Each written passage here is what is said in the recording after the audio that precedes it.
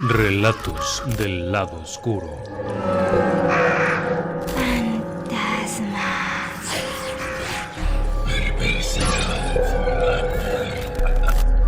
Relatos del lado oscuro.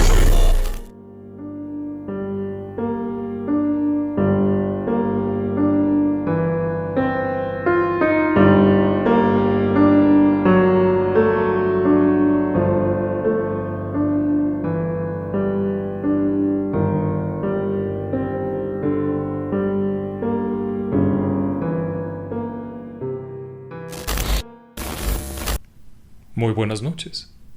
Sean todos ustedes bienvenidos a Relatos del lado oscuro. Esta noche les tenemos una sorpresa. Vamos a hacer un recorrido a través de un viejo hospital embrujado. Por ello, le vamos a pedir 2 o 3 cosas. Primero, cuando el ordenador, la pantalla de su teléfono, la tableta en donde nos esté viendo se ponga negra, no se espante. Es a propósito. No va a haber imagen durante varios minutos. En segundo lugar, le invitamos a que utilice audífonos, ya que este recorrido se ha hecho con una sonoridad especial, una sonoridad ambiental muy diferente de lo común. Así es que, para poderlo apreciar y sentir un poquito la emoción de estar en este lugar, le vamos a invitar a que utilice audífonos y busque un espacio apropiado para escucharnos.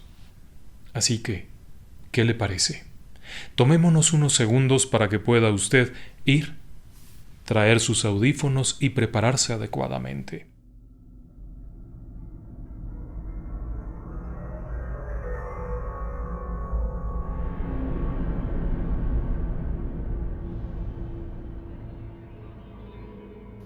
El camino para llegar a este punto no es tan complicado. Para llegar hasta donde me encuentro, se podía llegar mediante la carretera o a través de las vías de ferrocarril que habían sido dispuestas, una espuela de ferrocarril que servía para el hospital.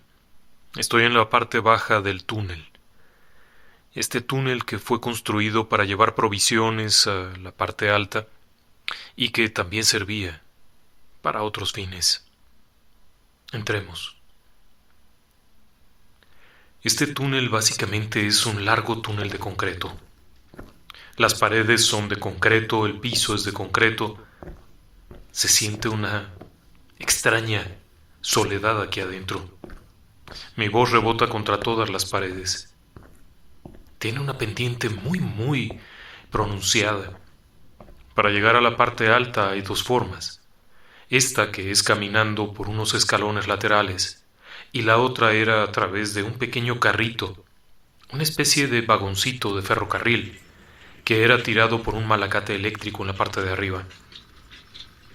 Este túnel tenía tantos propósitos como subir comida, bajar la basura, subir a alguna persona que estuviera incapaz de subir por sus propios medios, e incluso para que las personas que visitaban el hospital, en época de invierno, pudieran subir. El túnel es extrañamente silencioso por momentos, y de pronto pareciera que se oyeran voces. Estamos a la mitad del túnel. Es muy oscuro. Al caer la tarde, es muy oscuro. En un tiempo, en la parte de arriba, en la bóveda, había ventilaciones y tomas de luz. Pero ahora, con el paso de los años, la vegetación lo ha cubierto y el interior es especialmente oscuro. Hay mucha humedad. Pero además hay esta extraña sensación de que todo el tiempo hay alguien con uno. Desde que he empezado a subir, he notado esta extraña presencia que parece acompañarme. Cuando giro la cabeza y miro hacia atrás, se desvanece rápidamente como si fuera una sombra que se alarga hacia el fondo. Pero cuando reinicio la marcha, parece que volviera a acercarse, y no parece ser una sola. Y ese sonido, si ahora mismo hago esto, todo se queda en silencio, pero si se fija usted, unos segundos después comienza a oírse otra vez. ¿Lo ha notado? ¿Lo ha notado? Parece que hubiera personas hablando a mi alrededor. Y es que este túnel, además de todas las funciones que tenía una muy macabra. En los años 30, en el peor momento de la epidemia de tuberculosis, los pacientes del Waverly Hills morían de forma muy frecuente. Y los cuerpos, para que no los vieran al momento de retirarlos los demás enfermos y se desmoralizaran, eran llevados a la morgue del primer piso y de ahí eran llevados hacia abajo, hacia las vías del ferrocarril a través de este túnel. En el momento más crítico de la epidemia de tuberculosis en los años 30, llegó un momento en el que había 55 pacientes muertos en un solo día. Sin embargo, en otros momentos llegó a ser muy ligera la mortandad. Por aquí, por este túnel donde nos encontramos, en estas 4 abovedadas paredes, se calcula que unas 8.200 personas fueron llevadas hacia abajo, muertas. El mismo carrito que por la mañana subía provisiones, carbón y elementos necesarios para el hospital. Por la tarde o por la noche descendía cadáveres. Abajo, donde iniciamos el recorrido, llegaba una carroza o el propio ferrocarril. En ocasiones, allí abajo había varios cuerpos.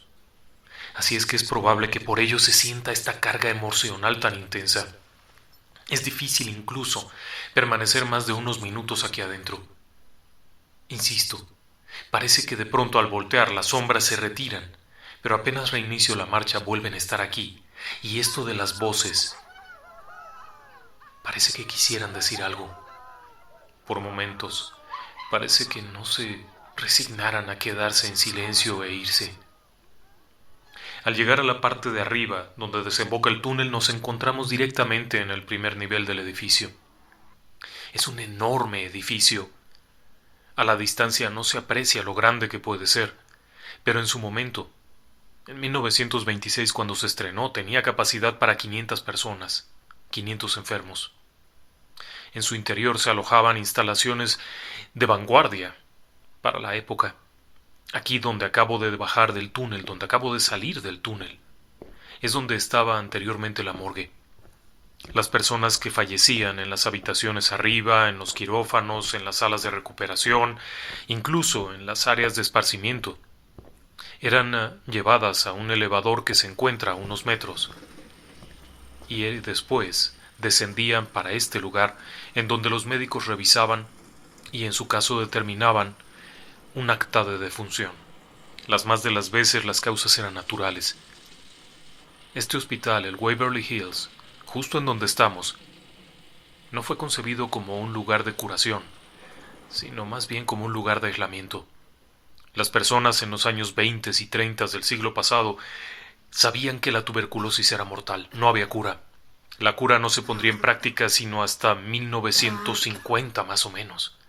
Así es que los que eran enviados aquí, incluso familias completas, papá, mamá, niños, era básicamente para mantenerlos alejados del resto de la comunidad. A finales de 1800, cuando comenzó la idea de hacer este sanatorio apartado, la tasa de mortandad era muy alta. Estamos en Louisville, en el condado de Jefferson, en Kentucky, y este es el Waverly Hills, famoso lugar por muchas razones, pero entre otras, porque en su momento se creía, por parte de los pacientes, que en este lugar les darían algún tipo de tratamiento, aunque era incurable la tuberculosis. Eso no quiere decir que no se hiciera un esfuerzo, no. Aquí mismo, en el primer nivel, había cosas tan sofisticadas como una sala de rayos X. De las primeras salas de rayos X de todo el país se instaló aquí. Pero eso no funcionaba mucho. Las personas seguían muriendo. Y conforme vamos avanzando llegamos al recibidor, al lobby principal. Este era un lugar en donde había reuniones, las personas llegaban. A un lado está la librería donde las personas enfermas podían llegar a pedir un libro. También está el salón. El salón básicamente era el sitio en donde se reunían las personas. Había algún baile, había música y había muchos de estos sillones. Cuando estoy hablando aquí todavía se alcanza a escuchar un poco la acústica, no sé si usted lo sienta. Y aquí la acústica era muy buena, porque tocaban orquestas. y las personas que estaban en condición de bajar podían bailar. Ahora mismo que me estoy metiendo en este enorme espacio, no puedo dejar de imaginarme a aquellas personas de los años 20 y 30 elegantemente ataviados, llevando un pañuelo en la mano para cubrirse la boca cuando comenzaban a toser. Entre paso y paso, dando vueltas, aspirando a ser normales cuando en realidad los pulmones se les estaban destrozando por dentro. La tuberculosis era particularmente cruel. La bacteria que había entrado en ese organismo había comenzado a dispersarse. Algunas veces afectaba los pulmones, otras veces afectaba los riñones, el esqueleto, el cerebro. Muy pronto las personas se iban deteriorando.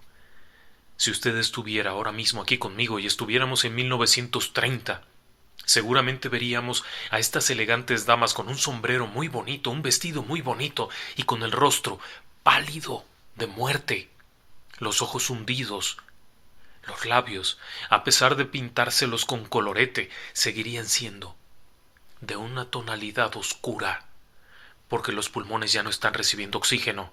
Después de 2 o 3 pasos tendrán que sentarse.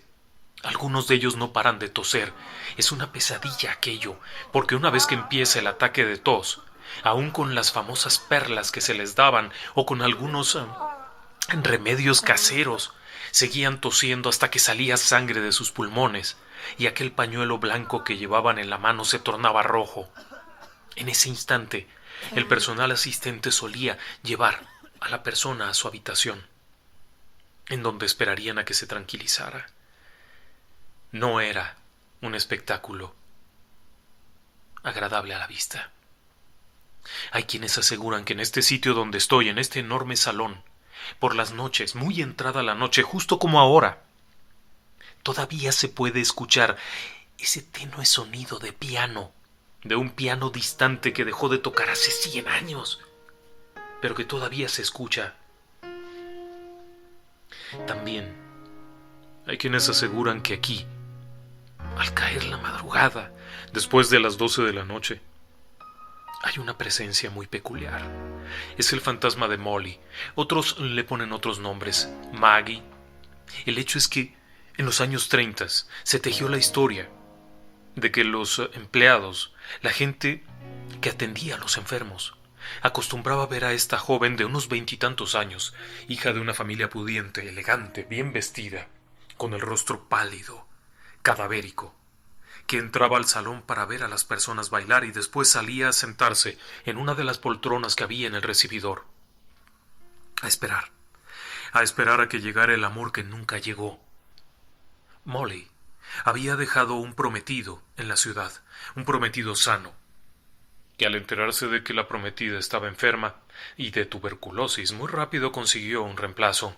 Molly se quedó en el Waverly Hills esperando al amor de su vida a que viniera por lo menos a despedirse.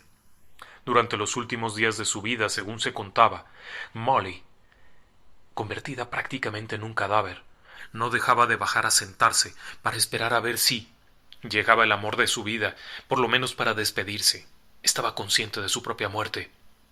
La sangre que fluía en su cuerpo ya no era del mismo color, la fuerza ya no existía, y a partir de su muerte muchas personas siguieron viéndola. Y hoy, a muchos años de distancia de aquellos acontecimientos, muchas personas aseguran que se sigue viendo Molly. Aquí donde estoy parado, si miramos alrededor, vemos este enorme ventanal frente a nosotros, que es la entrada del edificio. Más allá, a la distancia, hay una zona de árboles que limita las tierras del Waverly Hills de la ciudad. La gente estaba separada y desde aquí solo se podía ver al caer la noche las distantes luces de la ciudad, como cocuyos en medio de los árboles, y aquí es donde se sentaba Molly, en una de estas sillas grandes a esperar la muerte, obviamente, y hoy en día, muchos años después, su fantasma sigue merodeando por aquí. No es el único. En este lugar hay tantas personas que han muerto y que no se van, que no hay quien entre y no siente un pequeño escalofrío. Ahora mismo, si seguimos caminando, vamos a llegar a las escaleras. Las personas más enfermas usaban un elevador que está en la parte de atrás, pero aquellos que querían darse un toque de salud, es decir, aquellos que querían parecer un poquito más saludables que los demás, solían utilizar la escalera. Cuando llegamos a la parte alta, notará usted que el edificio se divide en dos alas. Era conocido como el diseño boomerang o ala de murciélago.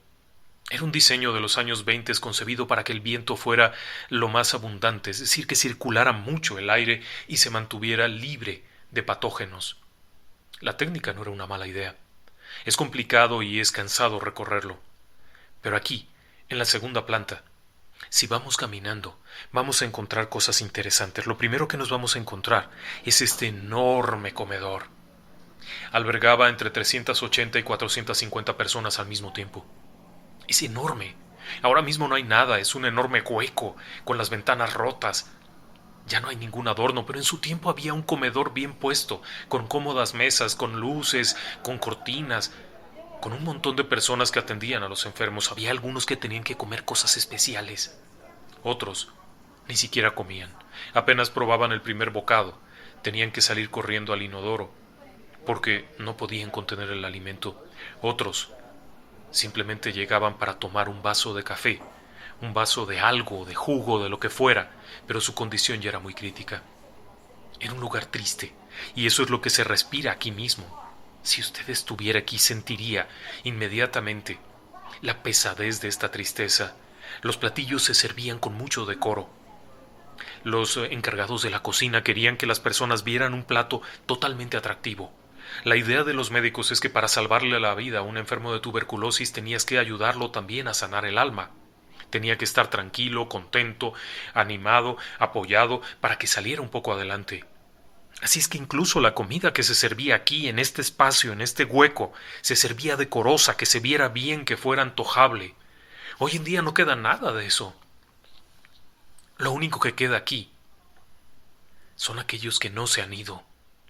Aquí donde estoy parado, si miro de frente, voy a ver un largo pasillo. Es el pasillo que conduce a la capilla. Cuando entramos a la capilla, usted notará que la sonoridad cambia totalmente. La capilla estaba pensada para un lugar privado, íntimo. Las personas que venían aquí, con frecuencia, eran las que sabían que su fin venía muy cerca. Se cuenta que incluso el capellán que atendía la pequeña capilla falleció de tuberculosis. Es difícil saber si es cierto, porque no hay un dato histórico preciso. Sin embargo, lo que sí es un hecho es que este espacio tan pequeño debe de haber sido una invitación al contagio. La tuberculosis se transmitía por el flush, por el rocío. Si alguien comenzaba a toser violentamente, emitía estas gotitas que salían volando y el que las respirara podía contar con que se contagiaría. Se sabía que eso podía ocurrir, y muchas personas del equipo médico se contaminaron también. Así es que la historia de que el sacerdote, o por lo menos el capellán, murió de tuberculosis suena bastante viable. Pero no importa quién sea, en este sitio donde estoy, muchas veces hay quienes aseguran haber visto al hombre delgado. Es una aparición muy triste. Se le ve salir de la puerta de allá, justamente de mi lado derecho. En la oscuridad ahí hay una puerta. Bueno, ya no está, solamente hay el hueco. Hacia la parte de atrás se encontraban las primeras habitaciones del hotel. Y quienes lo han visto, y quienes lo ven, porque es frecuente verlo, describen haber visto a esta silueta que va haciéndose cada vez más fuerte, más firme, como si fuera una persona que va caminando con mucha lentitud, con mucha dificultad. Suele vérsele con la mano de una cierta forma como si estuviera sosteniendo un bastón. Cuando se va acercando, de pronto notan que es alguien que viene vestido con una chaqueta, con una especie de saco, como si quisiera todavía mantener algún rasgo de normalidad de su vida pasada. La imagen suele ser muy triste por esto, porque se le ve como en un esbozo de lo que fue una realidad, hasta que llega a este punto, justo donde estoy yo. Las personas que lo han visto en los últimos días de recorridos aseguran haberlo visto aquí donde estoy parado desaparecer mientras entra a la capilla. Y nunca sale. Pero no le digo más de este lugar. Caminemos ahora hacia el área de la cocina. Es un sitio muy grande. Hay muchos espacios que en un tiempo estuvieron ocupados por cocinas, por hornos, zonas de refrigeración, zonas de preparación, la zona de lavado. Este espacio enorme, lleno de vida, debe de haber estado en movimiento constante. ¿Percibe usted eso? Es olor a pan. En este sitio, a veces, Muy entrada la noche, justo como ahora, se percibe este penetrante olor a pan recién hecho, a pan dorado que cruje, del que se prepara en la panadería de este lugar. Y el olor a comida. La última comida que se preparó en este sitio fue hace 50 años. Y sin embargo, el olor de pronto brota de las paredes. Es un efecto de memoria. Y ese sonido tan peculiar, no me diga que no lo siente. Es el sonido propio de este sitio, porque aquí también murieron personas. La gente que servía en las mesas, la gente que se llevaba la comida a las habitaciones de los que no podían salir de su habitación, evidentemente también corrió riesgo. Las angustias eran enormes. Las personas que trabajaban aquí trabajaban todos los días y descansaban una vez al mes. De lunes a domingo, todos los días, y un día al mes podían salir para ir a visitar a su familia. Muchas veces, cuando llegaban a ver a sus familias, no eran recibidos, o ellos mismos sabían que no podían entrar para no arriesgar a sus hijos, a sus tíos, a sus primos, a sus padres.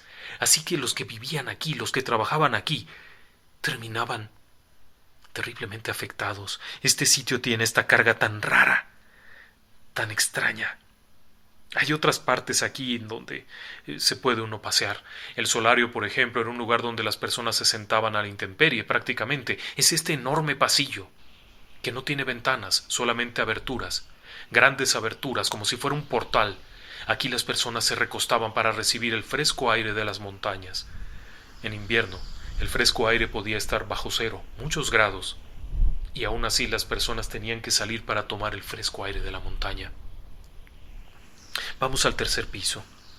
En el tercer piso estaba esencialmente habitaciones y las zonas particularmente feas, las terapias. Durante los años del Waverly Hills, en estas pequeñas habitaciones en las que todavía hay restos de tinas, algunos lavamanos abandonados, eran lugares en los que se aplicaban terapias experimentales. Por ejemplo, había personas a las que se les metía en agua fría para, de alguna forma, activar el sistema inmunológico. A otros se les metía en agua muy caliente. En esas habitaciones de allá donde hay esos pedazos de lámparas, se aplicaban rayos ultravioleta. En realidad eran lámparas de sol eléctrico, muy intenso, rayos eléctricos muy intensos para tratar la infección en los huesos. Algunas personas desarrollaban cánceres muy variados, pero era un beneficio porque podían vivir un poco más. Aquí también estaba el área de cirugía de neumotórax. Era algo bastante violento. Algunos experimentos que se hicieron en esta área eran increíblemente dolorosos, desde punciones a pulmón a carne viva. En ocasiones se podían hacer también extracciones de pulmón, se podían insertar bolsas de arena en la parte alta del pulmón, pequeñas bolsas cuya función era presionar hacia abajo los pulmones para forzarlos a trabajar. En otros casos las operaciones consistían en sacar un pulmón completo o bien desconectar el nervio que activa el pulmón para que éste se apagara y de esa forma pudiera descansar y recuperarse. Muchas personas nunca salieron de estas salas de tratamiento. Si seguimos adelante y nos apresuramos, vamos a llegar al cuarto piso. El cuarto piso es donde estaba la cirugía mayor, el sitio de los horrores. Aquí las personas eran abiertas para retirarles costillas, para quitarles músculos, para que los pulmones pudieran expandirse. También estaba la sala de recuperación. Cuando alguien tenía un ataque o algo, tenía que ser llevado ahí. Es una zona en la que pocos sobrevivieron realmente. Aquí también había cosas como las estaciones de enfermería. Las chicas que trabajaban en el papel de enfermeras solían recibir su sueldo y quedarse prácticamente a vivir aquí, pero estaban condenadas porque no había manera de que pudieran conocer a alguien con quien casarse, de tener una vida, estando aquí adentro. Las personas estaban condenadas también. Al volver a la ciudad en su día de descanso, ¿qué hombre querría salir a bailar con una chica que seguramente estaba infectada de tuberculosis? Era un estigma. Aquí arriba hay una serie de fantasmas muy raros. Uno de ellos es precisamente una enfermera. No, no es la enfermera de arriba, ese es en el quinto. Aquí abajo, en el cuarto, se rumora de una enfermera que sale precisamente de la sala de cirugía mayor y se le llega a ver por las ventanas, asomada viendo hacia la ciudad. Este es un fantasma muy clásico. Venga, mire, aquí es. En este espacio donde estoy, que hay una oscuridad total, lo único que queda son estos pedazos de ventana de madera. Mire, hacia allá. Allá a lo lejos están las luces de la ciudad. Esto es lo que veía ella. Añoraba esa ciudad que había perdido. Y aquí, junto de mí, en este espacio, se llega a sentir su presencia. Cuando las personas aseguran estar viéndola, relatan haber sentido un profundo frío. Un frío que hace que se castañeen los dientes. Pero antes de que eso ocurra, se escuchan los pasos. Son pasos de unas zapatillas, como si fueran tacones. Seguramente usted los habrá escuchado. Si pone atención, lo sentirá. Sí, si pone atención ahora mismo, escuchará ese tableteo. Después escuchará una puerta que se azota. Es frecuente. Parece que ella, desesperada de ver por la ventana, cierra la puerta violentamente y sale. La secuencia ha sido descrita muchas veces. Pero vámonos de aquí. En este sitio, las personas que han estado más tiempo llegan a sentirse muy incómodas. Sigamos caminando. El resto del cuarto piso son estaciones de enfermería, salas de espera, algunas habitaciones. Vamos al quinto piso. En realidad no es un quinto piso. Es la parte de la azotea. Hay esta pequeña área que sería la estación de enfermería. Esta zona es especial. No entre ahí. No, ahí no. En ese lugar no vamos a ir. Es donde está el 502. Durante años se contó que en la habitación 502 se había suicidado una enfermera cuando se dio cuenta que había contraído la tuberculosis y que además estaba embarazada de un médico casado que no le iba a cumplir.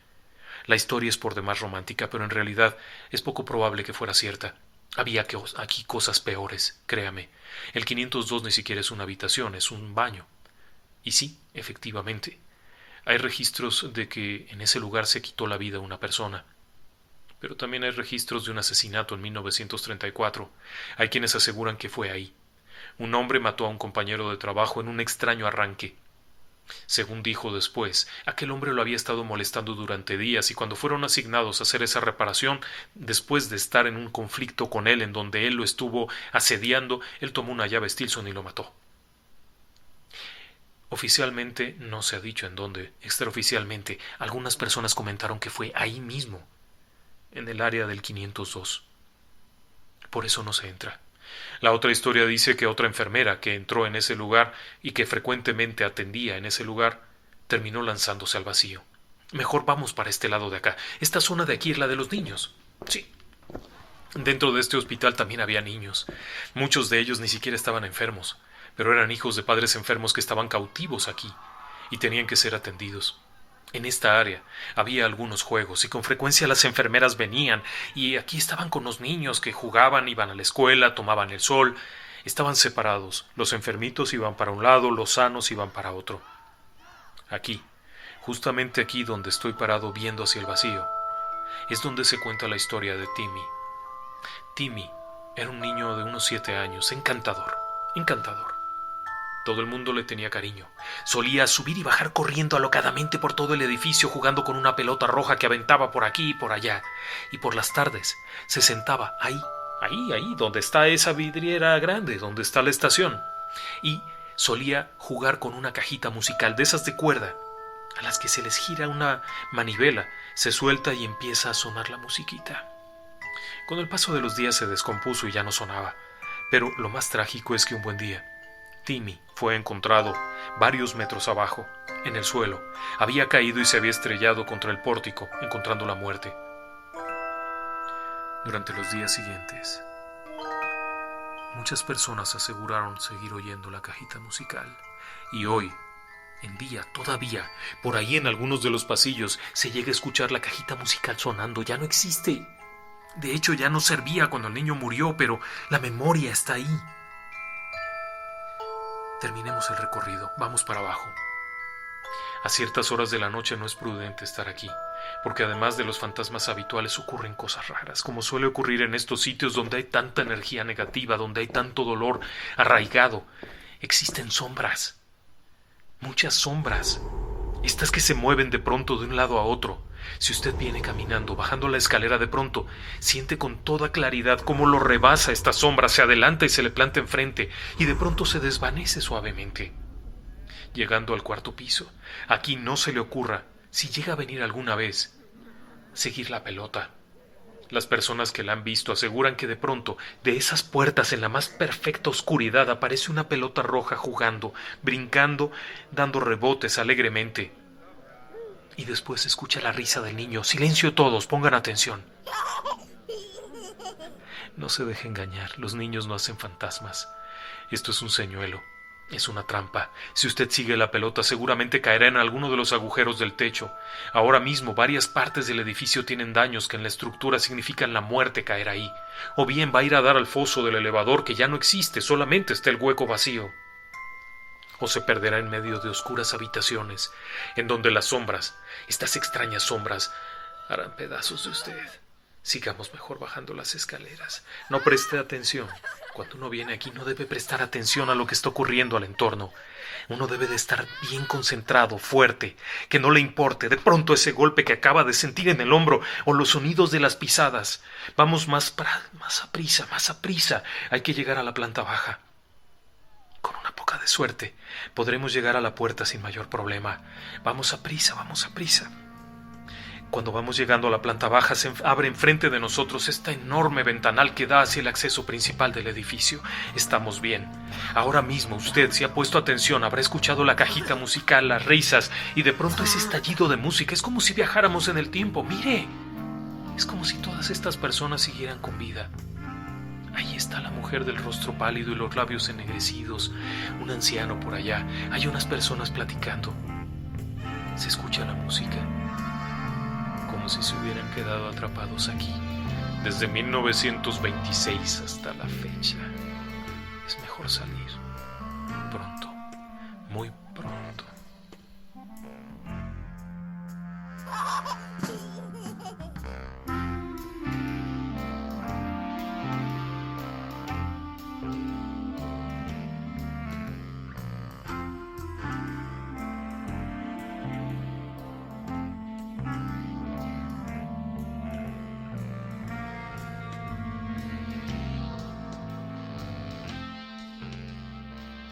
Espero que haya sido de su agrado este breve recorrido que hemos hecho.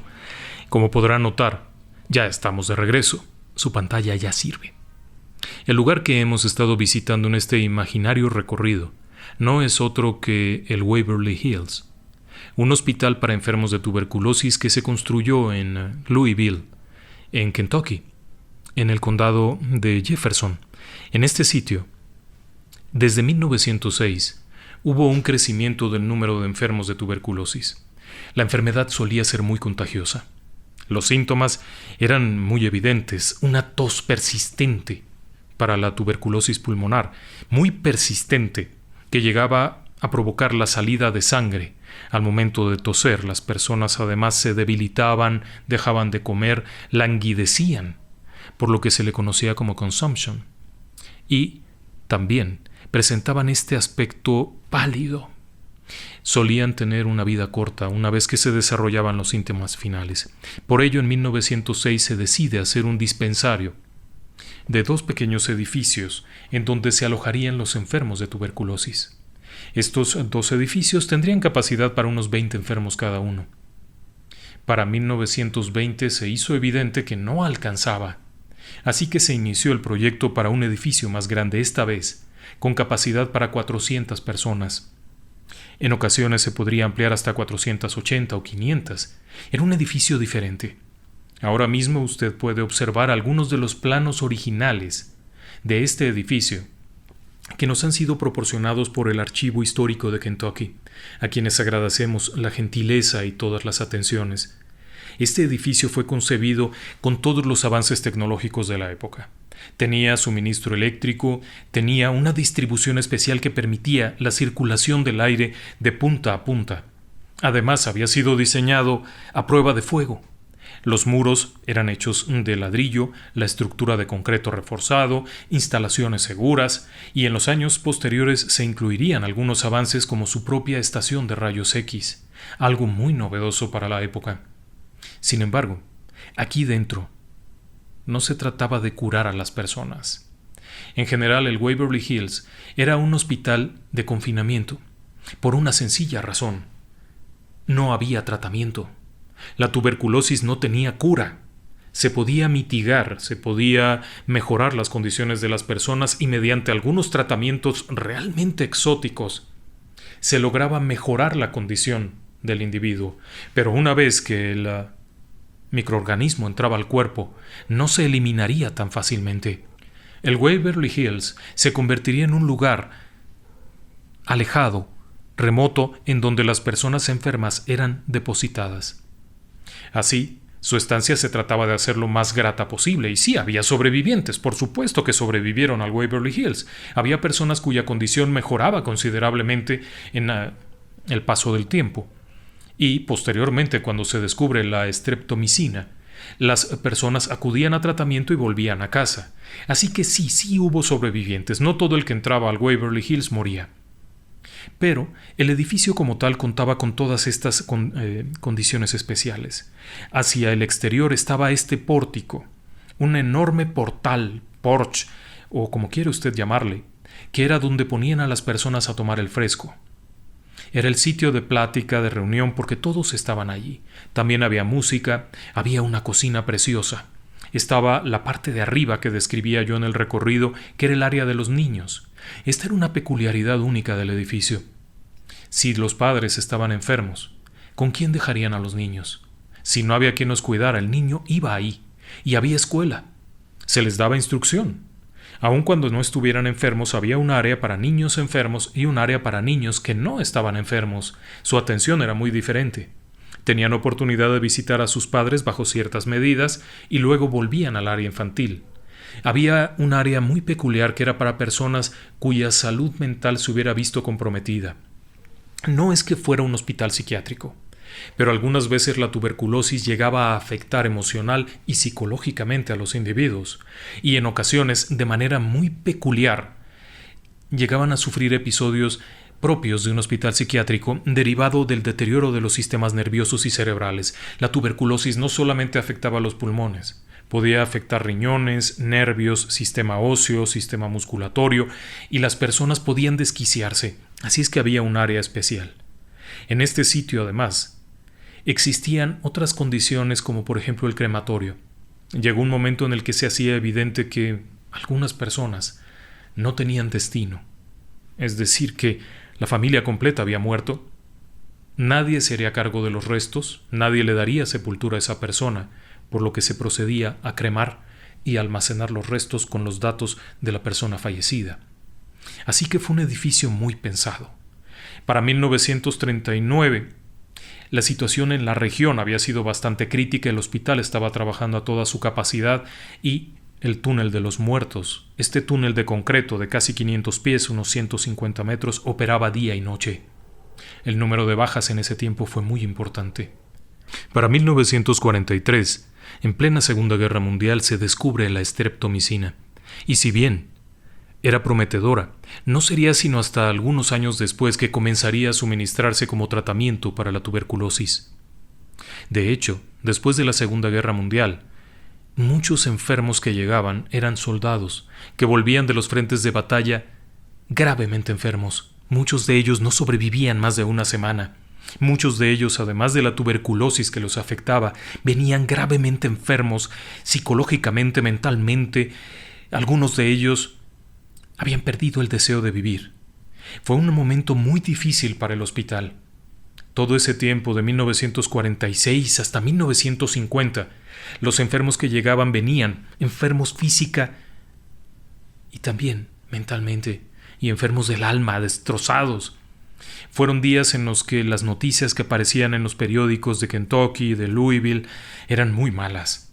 Las noticias a veces informaban acerca de la muerte de una anciana que había muerto víctima de la enfermedad, pero también anunciaban la muerte de alguien que se había arrojado de la parte de arriba. Sí, no se habla mucho de esto, porque se trataba de evitar que hubiera una creencia de que los soldados volvían locos. Hubo mucho esfuerzo porque no se supiera, pero hay quienes aseguran, dentro del personal que sobrevivió al hospital, que algunos de estos hombres se quitaban la vida. En una especie de locura, no podían más. Y claro, también tuvo que haber habido suicidios ahí dentro, y muchos de ellos. La historia del baño 502, hay que aclarar este punto. Durante años se ha contado que una enfermera que vivía o que dormía en la habitación 502 contrajo la enfermedad y además esperaba bebé de un médico que no respondió. Una historia muy romántica. La realidad es que el 502 es un área de servicio, es un baño, y la tubería de la que se supone se colgó la enfermera no fue puesta sino hasta 1970 como parte del sistema contra incendio. No existía en la primera etapa del hospital, pero lo que sí es un hecho es que hubo enfermeras muertas y alguna de ellas sí se quitó la vida ahí dentro. Con respecto a la historia del fantasma de Timmy, hay una nota de prensa misteriosa que asegura que un niño de 7 años cayó de la losa tapa de la azotea accidentalmente y encontró la muerte. Y durante años se ha contado la historia del fantasma de la pelota roja, en donde muchos testigos aseguran haber visto una pelota roja que recorre la parte del tercer piso en el lobby, y hay quienes oyen las risas del niño y han visto también pasar a la criatura por ahí. Pero, como tal, los datos históricos no han confirmado muy bien esta parte. En cuanto al número de víctimas, el Hospital Waverly Hills como hospital, como tratamiento de tuberculosos, se estima que tuvo 8.800 bajas, es decir, personas que murieron ahí dentro. Es un número considerable, porque en los primeros años no fue tan alta la tasa. Sería sino hasta los años 40. Se cree que la mayor parte de estas personas que murieron alrededor de 1940 hacia 1950. Por lo tanto, sí fue muy alta la tasa. Como es evidente, al pasar el tiempo y al encontrarse medicamentos que combatían la tuberculosis sin necesidad de operaciones de caja torácica abierta y sin necesidad de horrores, el Waverly Hills pasó al desuso y en 1962 sería convertido en otra cosa. Las puertas como tal del Waverly Hills se cierran en 1961 y un año después abre el Good Haven, que era un geriátrico, un recinto en donde iban a dejar ahí a las personas mayores. Era una especie de asilo para ancianos. Este asilo tiene poca información, era un sitio oscuro, era un sitio lóbrego. Lo que haya ocurrido ahí dentro debe de haber sido muy difícil, porque en 1980, más o menos, en junio de 1980, las autoridades de Kentucky, a través de un edicto judicial, cierran el Good Haven, por una sencilla razón: el maltrato a los ancianos.